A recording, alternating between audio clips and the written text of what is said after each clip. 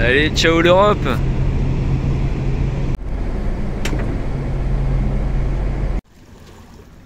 Vasco à la nage qui va démarcher le joli catamaran français juste en face.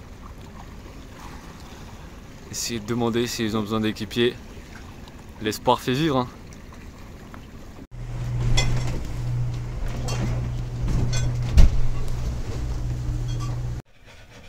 Après une dizaine de jours à chercher un bateau, on a fini par trouver quelqu'un qui nous accepte. On est sur un Lagoon 42, c'est un magnifique catamaran. Et on va se mettre en direction du Cap-Vert, puis de la Martinique.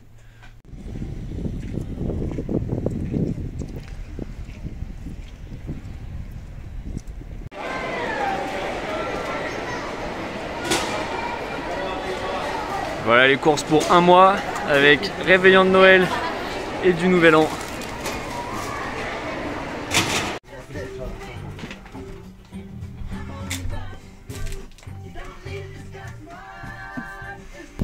Petit tour au TID avant de partir sur l'Atlantique. Attends.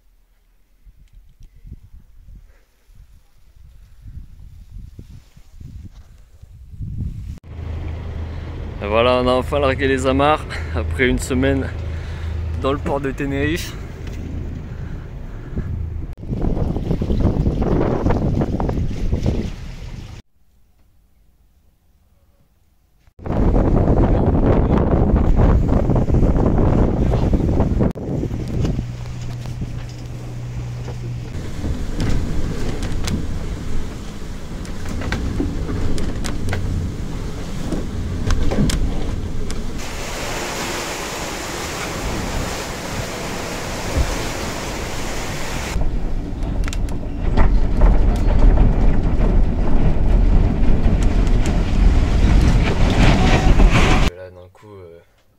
On voit le SPI qui est la plus grosse voile qui se déroule d'un coup en 2 secondes. Normalement on était censé avoir 0 voile à ce niveau là et là le SPI qui se déroule d'un coup. On comprend pas ce qui se passe, tout le monde sur le pont a essayé de réenrouler le SPI, de l'enlever et tout, les poulies qui s'arrachent, on force comme des bouilles, un bout qui casse.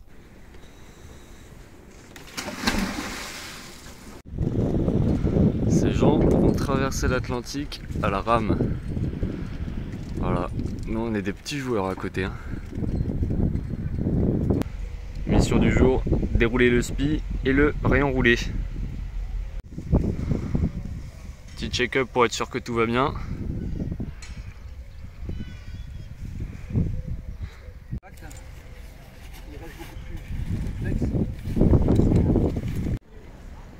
On est le 7 décembre et cette fois-ci on est prêt à larguer les amarres depuis La Gomera. On va mettre le cap vers le Cap-Vert où on arrivera d'ici 5 jours normalement. Petite présentation de l'équipage. Alors on a ici Antoine. Enchanté. Je te laisse te présenter. Antoine, médecin à la retraite et aventurier à ses heures perdues. Voilà, magnifique. Le petit Vasquito. Le petit Vasquito, je dis. Ouais, voilà, mais c'est Vasco, navigateur hors pair. De toute façon, le capitaine, bon, tu sais. On a enfin quitté La Gomera. Et on met cap vers le large.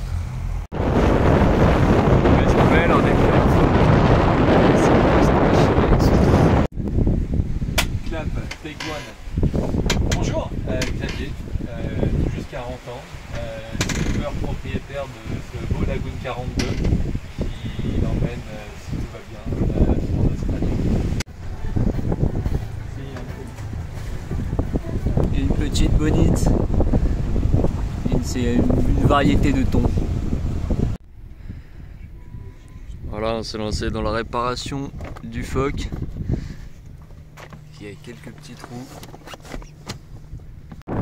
La voile est réparée, c'est le petit carré qu'on voit ici.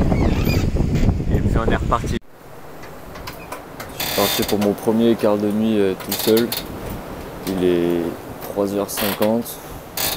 Je dormi à peine 1 heure parce que ça bouge vachement. Et voilà, c'est rigolo. Je peux rien filmer parce que la qualité en noir est pas terrible. Mais c'est dommage parce qu'il y a un ciel étoilé qui est absolument magnifique. Avec le mât qui se balade en plus dans les étoiles, donc c'est super joli. Il y a du plancton phospho aussi, des espèces de flamèches bleues qui ressortent de l'écume des vagues derrière le bateau. Super beau aussi. Mais ouais, tout ça, ça sera pas filmé du coup. Réveil en douceur ce matin, après une nuit un peu agitée. Depuis cette chambre vue mer, alors là ça s'est vraiment beaucoup calmé là par rapport à cette nuit. Cette nuit apparemment ça tabassait vraiment quoi. Là ça va. Oh voilà. On se réveille tranquillement.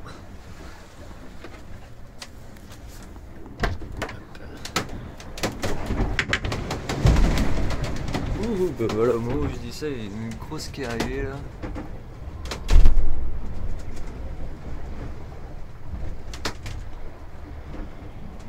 Donc après la chambre vue mer, on a les escaliers vue mer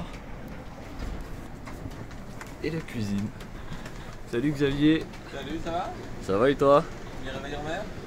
Ouais, exactement. Premier réveil en mer, c'est sympa. T'as un vrai réveil? T'as vraiment dormi? Un petit peu, ouais, pas énorme. Et le salon. Ça va Vasco?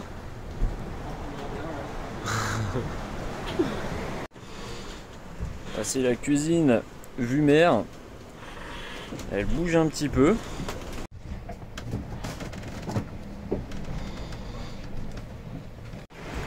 Alors, qu'est-ce qu'on fait sur un bateau, notamment pendant la nuit? Alors, c'est pas compliqué, il y a plusieurs choses à regarder. Déjà, le vent, ça c'est le vent apparent. C'est-à-dire que c'est le vent ressenti sur le bateau en prenant compte de la vitesse. S'il augmente trop, on appelle le skipper, Xavier quoi. La vitesse, on regarde qu'on avance bien. Si on descend en dessous de 4 nœuds, on l'appelle parce que ça veut dire qu'on n'avance plus quoi. En moyenne là on est plutôt à 7 parce qu'il y a pas mal de vent donc c'est cool. Et on regarde aussi ces deux petites flèches ici qui sont l'angle du vent. Ce qu'il faut surtout pas, c'est que ces flèches passent en dessous ou de l'autre côté. Parce que là ça nous ferait empanner comme on dit. Auquel cas ça mettrait trop de pression et dans les voiles et ça pourrait faire de la casse. Ça ferait de la casse même si ça arrive. Donc il faut surtout pas que ça arrive. Donc on regarde ce petit compteur ici. Et si ça passe les 150, 160, là c'est pas bon. On vire de bord, on change de cap, on va lofer ce qu'on appelle, se rapprocher du vent, de l'angle du vent quoi. En appuyant sur ces petits boutons. 1 degré, 10 degrés. Et voilà. Et c'est à peu près tout ce qu'on fait quand on veille sur le bateau. Et puis si jamais il y a quoi que ce soit, on a une petite hésitation, on appelle le skipper pour lui demander. C'est pas très compliqué. Voilà. Puis après, le reste du temps, on regarde le paysage. Bon là on voit pas bien à travers le dos, mais il y a quand même pas mal de vagues.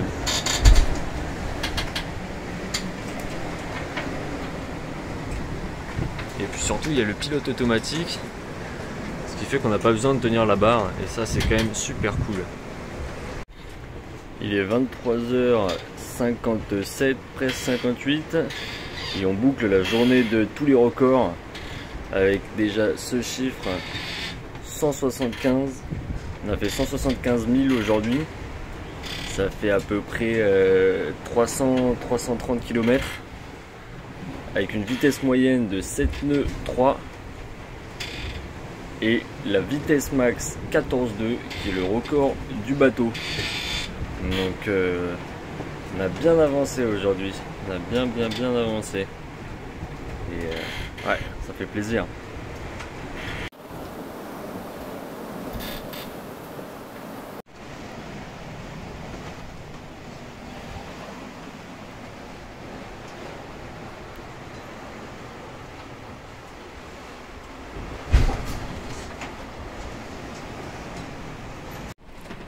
Voilà la pâte à pain qui a bien gonflé.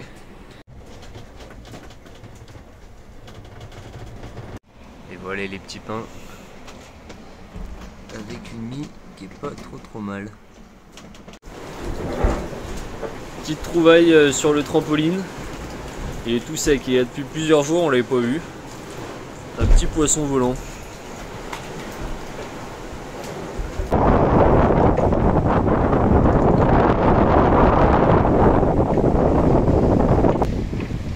On les voit, mais ça c'est des poissons volants. Alors d'un côté on a Vasco qui combat encore son petit mal de mer. Ça va Vasco?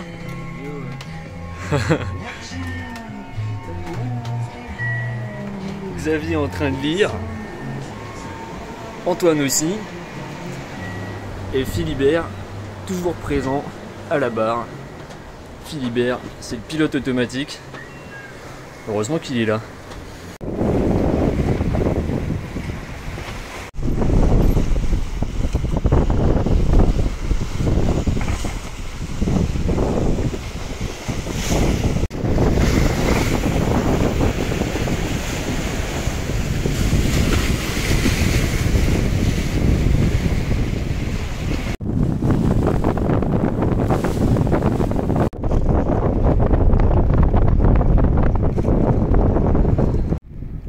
La petite pêche du jour, 4 poissons volants. Bon, ils sont pas très frais, on va pas les manger. Hein. On est arrivé au Cap Vert après 4 jours et 19 heures. Et là on est au mouillage. On va pas faire les formalités, on se repose un petit peu parce que les dernières nuits ont été très courtes. Ouais, test Covid au Cap Vert.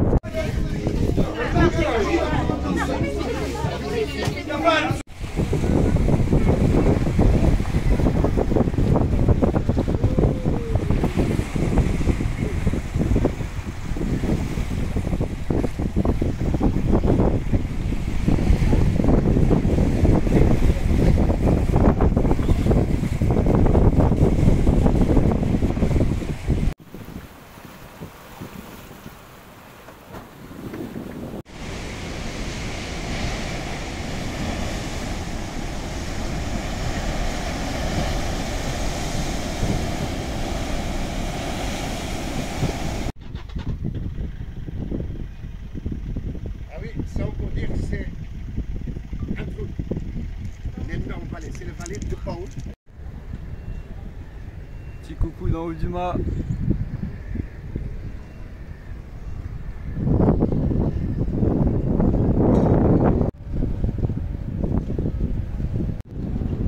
Notre ancien bateau, le Vaïté et le nouveau, le Flocky Cat, qui est exactement le même modèle.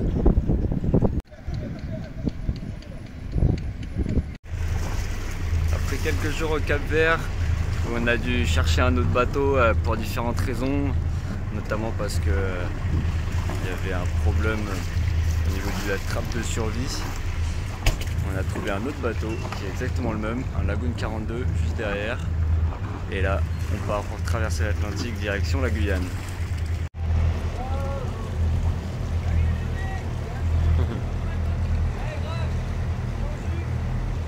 Salut!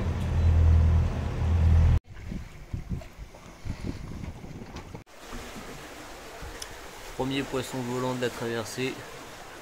J'entendais du bruit pendant mon quart, je suis allé voir. Petit poisson volant sur le pont.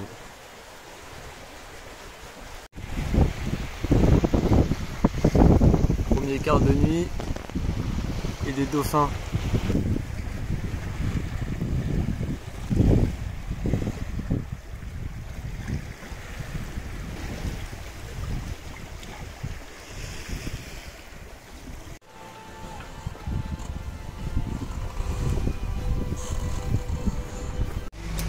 Pina colada avec un petit rhum Trois-Rivières.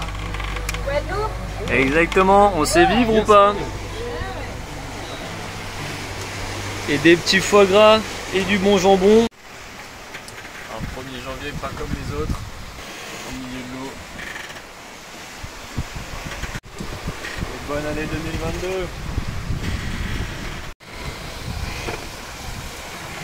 Le spi qui commence à se déchirer. Présentation de l'équipage, Fabien, capitaine du bateau. Bonjour. Et accompagné de Eve. Attends, je suis pas maquillée. La Sargasse, l'algue de l'Atlantique. Le spi qui se déchire un petit peu plus.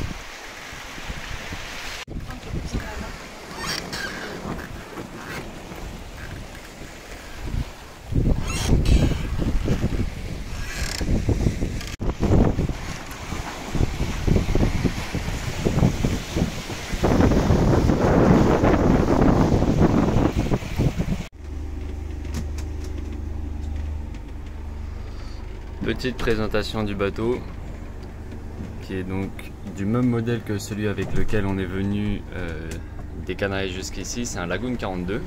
Ça, c'est notre chambre avec Vasco.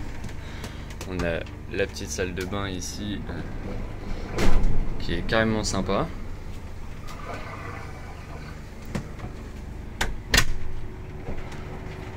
Ensuite, dans le carré, avec la même chose ici, la trappe de survie, le carré, donc le salon, C'est le même que sur l'autre bateau en mi-rangée. Ça va, Eve? Hop. Et le pont avec Vasco qui lit. Le matin il est en forme, l'après-midi il a le mal de mer. C'est ça? C'est à peu près ça.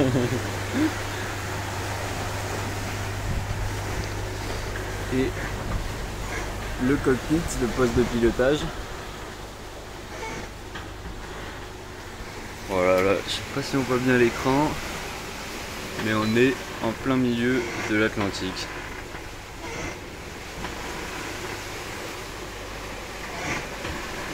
Voilà la Guyane, le Cap Vert c'est là, et l'Afrique.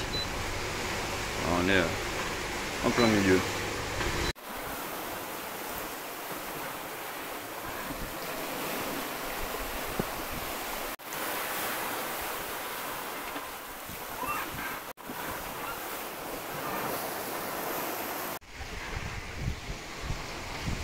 Le fou de bassin.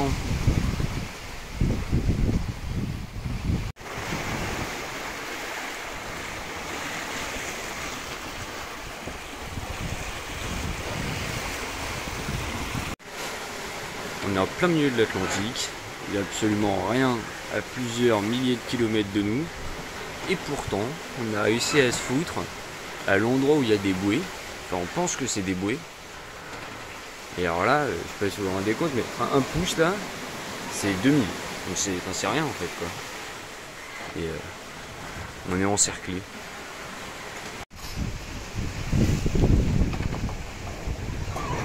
Un étrel. Un petit oiseau marin noir. On en voit tous les jours. Plus que 1000 milles avant d'arriver en Guyane. Ça fait 1850 km. Et autour de nous, il n'y a rien. Rien que de l'eau. Aujourd'hui au menu, poisson volant, ail et fines herbes.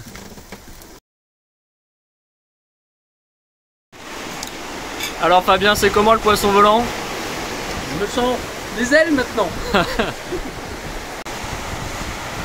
Ça fuse ce matin.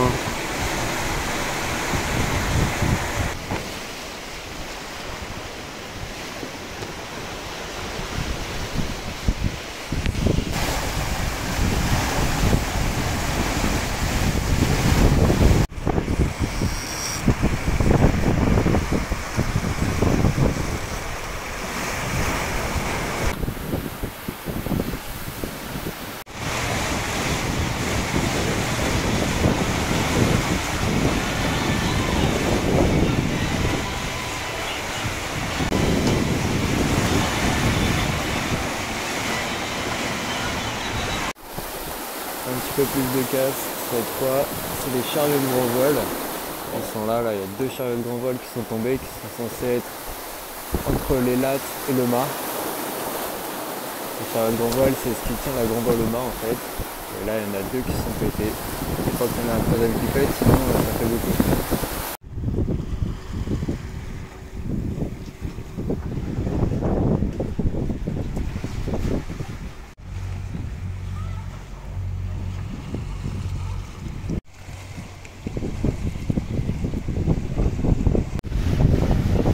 La pêche du jour pour l'arrivée, 92 cm. L'arrivée qui se rapproche.